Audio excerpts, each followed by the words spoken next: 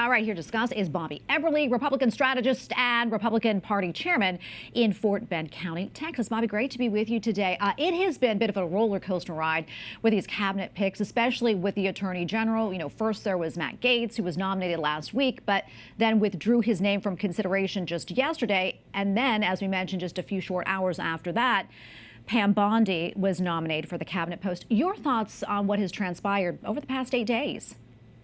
Yeah, it's been crazy, and what I've liked to see is the president moving quickly. You know, this mandate, this not only the electoral vote but the popular vote, really is a call to action, and I think he's responded to that call by putting people in place, naming these people right away. We had a hiccup with Gaetz. That comes down to a numbers game. There were some dead set against him. It wasn't going to happen, but moving quickly on to Bondi, who's got such a career, as they said, as Attorney General in Florida, I think is a strong pick. And where her background is the strongest are these places where Trump wants to focus. He wants to focus on securing the border. Well, she has a history of fighting human trafficking. I think that's going to work well with our borders czar, Tom Homan, and shutting down the opioid addictions, the spread of that, which is coming through the border as well. These are all right in her wheelhouse, and cleaning up the DOJ in general, I think she's a solid pick. Yeah, and do you think that she's likely to be confirmed?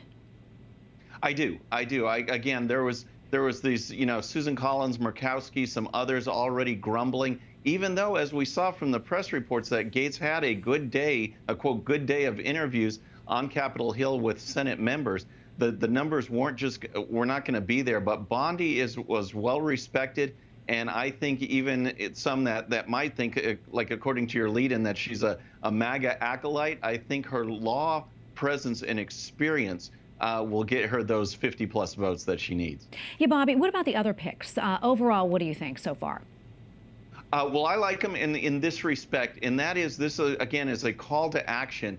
And the people that Trump are bringing in are action-oriented. If you look at the border czar, for example, or if you look at RFK Jr. and HHS wanting to make people healthier, he comes from decades in trying to do that. And then just cleaning up the government in general with Ramaswamy and Elon Musk, people that are no nonsense. And, you know, Trump is coming in, but he's limited. He just has 4 years. And so the whole feel is a call to action that we got to get this done. We got to get this done now. And he's bringing in some people that I think really will go to work.